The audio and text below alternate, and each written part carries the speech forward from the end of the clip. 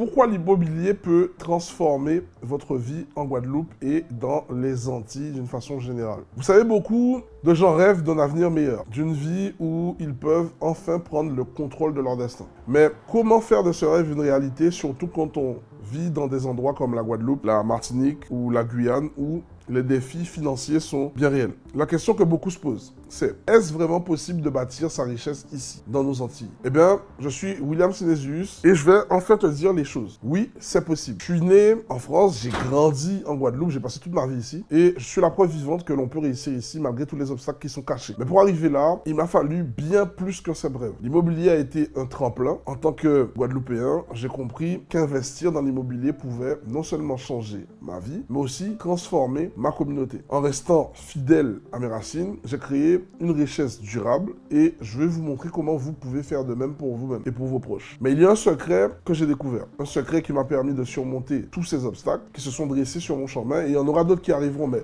je serai prêt. Ce secret, c'est ce qui fait la différence entre l'échec et la réussite. Aujourd'hui, je vais vous le partager. Restez bien jusqu'à la fin de cette vidéo car je vais vous donner une solution concrète, quelque chose que vous pouvez commencer à mettre en place dès maintenant pour commencer à bâtir votre patrimoine immobilier. Alors, êtes-vous prêt à découvrir comment je suis passé d'une vie normale à une vie beaucoup plus libre financièrement grâce à l'immobilier? Si oui, restez avec moi car cette vidéo va changer votre façon de voir l'avenir. Première partie, de la lutte à la réussite. Mon parcours immobilier en Guadeloupe. La route que j'ai empruntée n'a pas été linéaire, comme beaucoup d'entre vous. J'ai dû faire face à des défis, des obstacles qui, à première vue, semblaient insurmontables. Mais ces obstacles sont précisément ce qui a forgé ma détermination à réussir. Je suis originaire des îles, comme beaucoup d'entre vous, mais comme beaucoup d'autres dans les Caraïbes, et confronté à des défis économiques, de la vie chère, les opportunités de carrière sont limitées et l'accès à la propriété semble être un rêve lointain. Donc pour beaucoup, c'est dans ce contexte que ma détermination, elle a commencé à grandir. Je savais que je voulais pas vivre cette vie où on doit se contenter de peu, une vie où on passe sa journée à travailler pour des salaires souvent trop bas pour espérer sortir de la précarité. Dès mon plus jeune âge, j'ai été témoin de difficultés quand rencontrais mes proches, mes parents, mes amis, simplement pour joindre les deux bouts. J'ai vu des gens talentueux, des travailleurs acharnés, mais pris dans un système où les richesses semblent se concentrer entre les mains de quelques-uns. C'est là que j'ai compris que quelque chose devait changer. Je pouvais pas accepter de vivre toute ma vie dans une situation so-so. Alors j'ai commencé à chercher des solutions. Mon objectif a toujours été simple: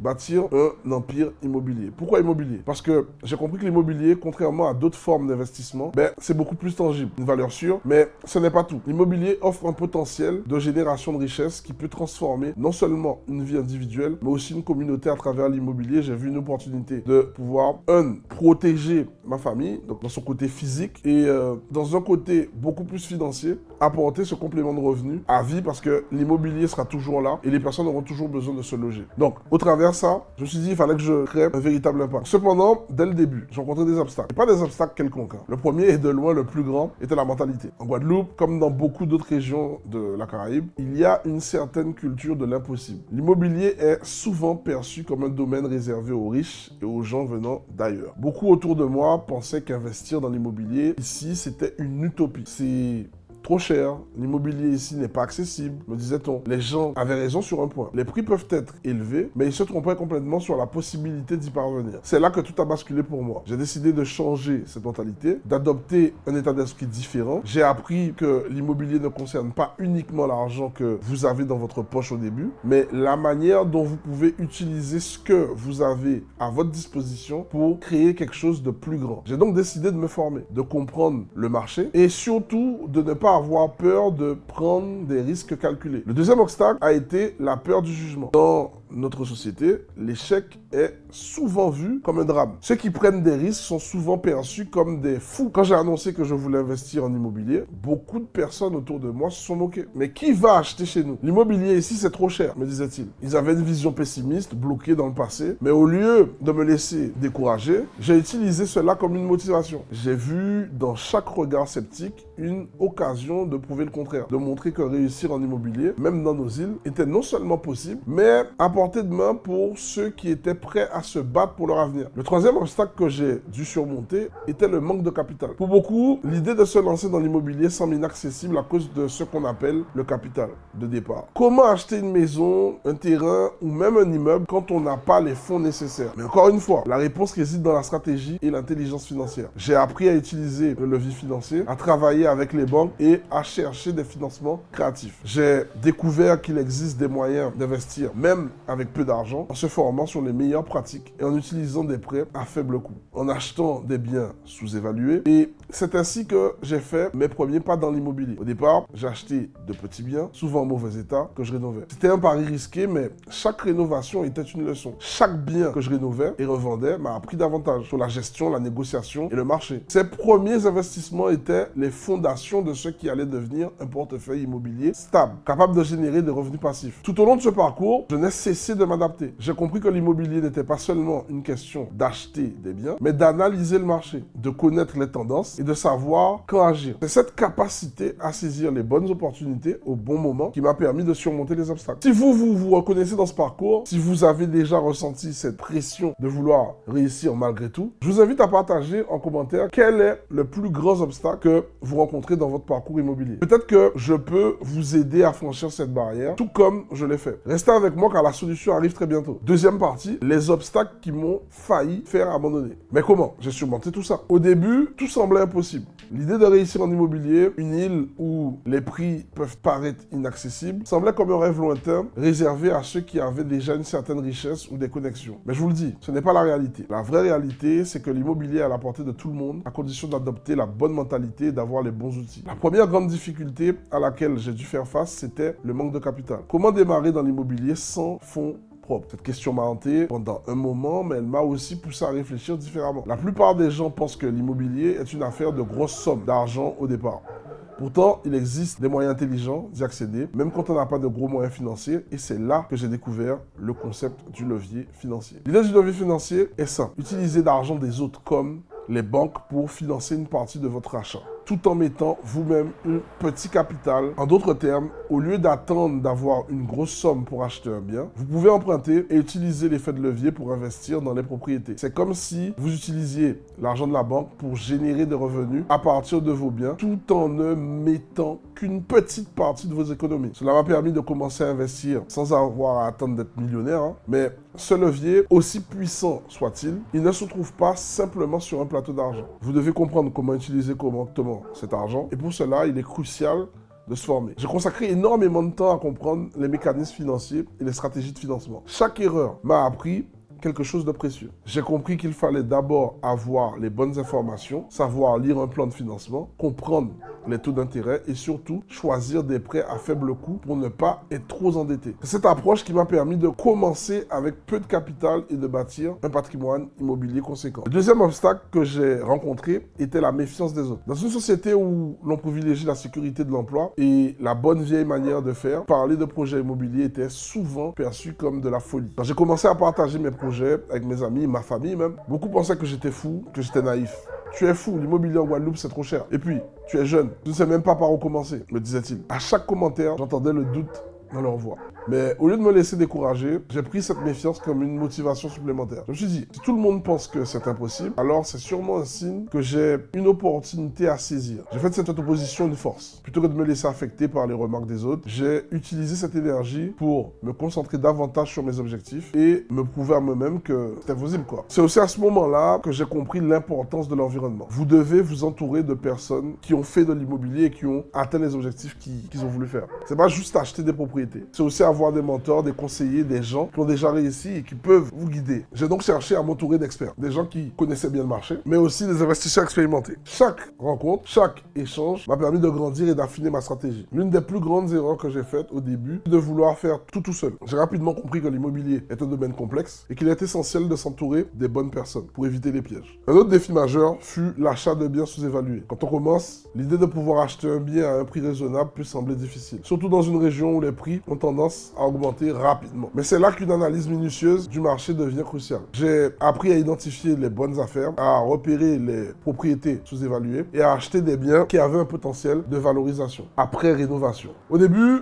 j'ai acheté des petites maisons, des terrains qui avaient besoin de peu de travail, mais une fois rénovés, ils ont pris énormément de valeur. C'est ce genre de stratégie qui m'a permis de maximiser mes rendements tout en minimisant mon investissement initial.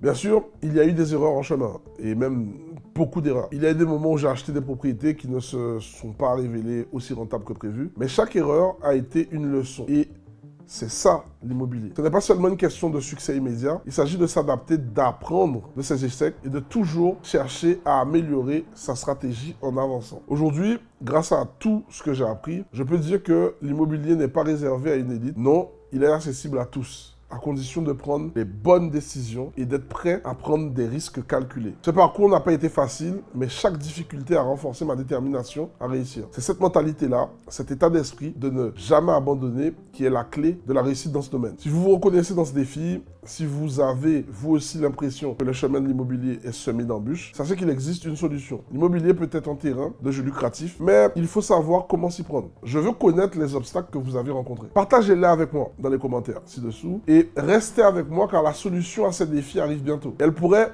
bien être la clé pour votre succès en immobilier. Troisième partie, leçon apprise. Comment j'ai réussi à créer un empire immobilier durable? Au fil du temps, j'ai compris que l'immobilier n'était pas simplement une question de stratégie financière. C'était avant tout une question d'état d'esprit. L'immobilier est un secteur où vous pouvez multiplier vos réussites, mais vous devez aussi savoir naviguer à travers les difficultés. Et c'est justement ce qui m'a permis de triompher dans cet environnement complexe. Une fois que j'ai appris à changer ma mentalité, tout est devenu possible. Le plus grand obstacle auquel j'ai dû faire face, après avoir surmonté le manque de capital, a été de rester discipliné, de ne jamais perdre de vue mes objectifs. L'immobilier, comme tout investissement, demande de la patience et de la constance. Ce n'est pas un domaine dans lequel on peut espérer obtenir des résultats rapides. Vous devez prendre le temps de comprendre chaque aspect du marché, d'analyser les opportunités, de prendre des décisions éclairées et d'apprendre de vos erreurs. L'une des premières leçons que j'ai apprises, c'est que l'immobilier est un marathon, pas un sprint. À chaque étape, j'ai dû faire preuve de résilience, même lorsque les choses ne semblaient pas avancer aussi vite que prévu. Une propriété achetée avec de grands espoirs pouvait parfois prendre plus de temps que prévu pour se valoriser. Mais au lieu de me laisser décourager, je me suis concentré sur l'important. Chaque bien que j'achetais était une petite victoire. J'apprenais de chaque investissement, de chaque négociation, et cela me permettait de construire une base solide pour l'avenir. C'est avec cette persévérance que j'ai pu commencer à avoir des résultats tangibles. Au fur et à mesure de mes investissements, j'ai également découvert l'importance de l'éducation continue. Une fois que vous avez une base solide, il est crucial de ne jamais arrêter d'apprendre. L'immobilier évolue sans cesse. Les prix des biens changent, les réglementations se modifient et de nouvelles opportunités apparaissent. J'ai donc cherché à me former constamment, à lire des livres spécialisés, à suivre des séminaires et à m'entourer de personnes qui avaient plus d'expérience que moi. Plus je me formais, plus je me rendais compte que l'immobilier ne résumait pas de simples transactions, mais qu'il fallait comprendre le marché dans son ensemble. Cela a été essentiel pour ma croissance. Cela m'a permis de saisir les opportunités au bon moment et d'optimiser mes investissements pour maximiser les rendements. Une autre leçon cruciale que j'ai apprise, c'est l'importance de l'analyse du marché. Au début, je me suis souvent précipité dans les investissements. J'étais pressé de réussir et parfois, cela m'a conduit à faire des choix hâtifs. Mais au fur et à mesure, j'ai compris qu'une chose, c'est que l'analyse approfondie du marché est ce qui fait la différence entre un bon investissement et une erreur coûteuse. J'ai appris à analyser les tendances du marché, à observer les prix de vente, à comprendre la demande dans certaines zones géographiques et à repérer les signes d'une propriété sous-évaluée. Cette analyse qui m'a permis de faire des investissements plus intelligents avec un retour sur investissement plus rapide et plus stable. Mais peut-être que la plus grande leçon que j'ai apprise dans ce parcours, c'est que l'immobilier n'est pas une question de propriété et d'argent. C'est aussi une question de vision et de mission. L'immobilier a le pouvoir de transformer une communauté dans notre île. Beaucoup de gens ont du mal à accéder à des logements décents et l'une de mes missions est de contribuer à améliorer cela. Chaque bien que j'ai rénové n'a pas seulement augmenté ma richesse personnelle, mais il a également amélioré la condition de vie de certaines personnes qui y vivent. Que ce soit en rénovant une maison ou en créant un logement accessible, l'immobilier peut être un véritable levier de transformation sociale. C'est là que j'ai compris que ce n'était pas seulement l'argent que je gagnais qui comptait, mais l'impact que je pouvais avoir sur la communauté. Cela a ajouté une dimension profonde à mes investissements. Aujourd'hui, en regardant en arrière, je réalise que l'une des raisons pour lesquelles j'ai réussi ou d'autres échouent, c'est que j'ai appris à m'entourer de bonnes personnes. Vous ne pouvez pas tout faire seul. Dans l'immobilier, comme dans tout autre domaine, la clé du succès réside dans la relation que vous entretenez avec vos partenaires, vos conseillers, vos avocats, vos comptables, vos investisseurs. Seul, vous ne pouvez pas tout faire. faire. Mais lorsque vous avez une équipe solide à vos côtés, vous êtes capable d'aller beaucoup plus loin. Pour être honnête, il y a encore beaucoup à apprendre et beaucoup à accomplir. Je ne prétends pas tout avoir compris, mais ce que je sais, c'est que l'immobilier est une porte ouverte. Une porte qui peut vous emmener à la liberté financière, à la sécurité et à un avenir meilleur pour vous, pour ceux que vous aimez. Et ce n'est pas réservé à une élite, non. C'est accessible à tous à condition de prendre les bonnes décisions et de rester persévérant. La clé de la réussite, je vous l'ai dit, réside dans la formation continue et l'adoption d'une mentalité de croissance. Si vous êtes prêt à investir dans votre propre éducation, à prendre du recul et des risques calculés et à ne jamais abandonner, alors l'immobilier peut vous offrir une chance de transformer votre vie, tout comme elle a transformé la mienne. Si vous êtes prêt à franchir le pas, à sortir de votre zone de confort et à commencer votre parcours immobilier, je vous invite à rejoindre mon challenge immobilier. Dans ce programme, je vais vous donner les outils, les stratégies nécessaires pour réussir dans l'immobilier. Vous découvrirez tout ce que j'ai appris étape par étape pour bâtir votre propre empire. Le lien est dans la description et je vous garantis que cela pourrait bien être la meilleure décision que vous prendrez cette année. Donc en conclusion, votre avenir immobilier commence aujourd'hui. Est-ce que vous êtes prêt à passer à l'action? Voilà, vous avez maintenant une idée plus claire de ce qu'il faut pour réussir en immobilier, particulièrement dans les Antilles françaises, dans nos Antilles d'ailleurs. Vous avez vu que malgré les obstacles, il est possible de transformer ses rêves en réalité, à condition d'adopter la bonne mentalité, de se former continuellement, de prendre les décisions intelligentes. Tout au long de ce parcours, j'ai appris que l'immobilier est bien plus qu'une simple transaction financière. C'est un levier pour améliorer sa vie, celle de sa famille et même de toute une communauté. Il y a 3 points essentiels à retenir. 1. La persévérance. Le chemin vers la réussite n'est jamais linéaire. Il faut être prêt à faire face à des échecs, à apprendre de chaque erreur et à se relever chaque fois. L'immobilier n'est pas un sprint, c'est un marathon. Restez motivé et continuez à avancer même lorsque les choses deviennent difficiles. 2. La formation continue. L'immobilier n'est pas un domaine statique. Pour réussir, il faut comprendre le marché, connaître les tendances, maîtriser les financements et savoir négocier. Chaque erreur devient une leçon. Chaque succès, une étape vers un objectif plus grand. 3. L'impact que vous pouvez avoir. L'immobilier n'est pas seulement une manière de créer de la richesse personnelle. C'est aussi un moyen d'apporter un véritable changement dans votre communauté. En investissant dans des biens, en rénovant, en créant des opportunités, vous contribuez à l'amélioration de la qualité de vie de ceux qui vous entourent. Je vous ai montré comment j'ai utilisé ces principes pour bâtir un empire immobilier à partir de zéro et comment vous pouvez faire de même, même si vous partez de rien. Et croyez-moi, tout commence par une décision, la décision de changer de vie et d'agir maintenant. Si vous êtes prêt à passer à l'action et à commencer à bâtir votre propre empire immobilier, je vous invite à rejoindre mon challenge immobilier. C'est ici que je vous montrerai étape par étape comment on analyse le marché, comment financer vos investissements et comment obtenir des résultats concrets. Ce challenge est la première étape vers un avenir où vous contrôlez votre destinée. Le lien pour rejoindre ce challenge est dans la description de cette vidéo. Ne laissez pas passer cette occasion de changer votre vie. Ne laissez pas les obstacles vous freiner. C'est à vous de décider. Êtes-vous prêt à prendre votre avenir en main et à réussir en immobilier? Avant de partir, je veux savoir quel est votre plus grand rêve immobilier et qu'est-ce qui vous empêche de le réaliser. Partagez-le en commentaire. Nous allons échanger et peut-être que dans la prochaine vidéo, je vous montrerai comment franchir ce premier obstacle ensemble. Merci d'avoir regardé cette vidéo jusqu'à la fin. Rappelez-vous, votre avenir est entre vos mains. Prenez-le en main dès maintenant. À très bientôt pour une prochaine vidéo. C'était Will du mouvement Lionnage. Ensemble nous plus forts.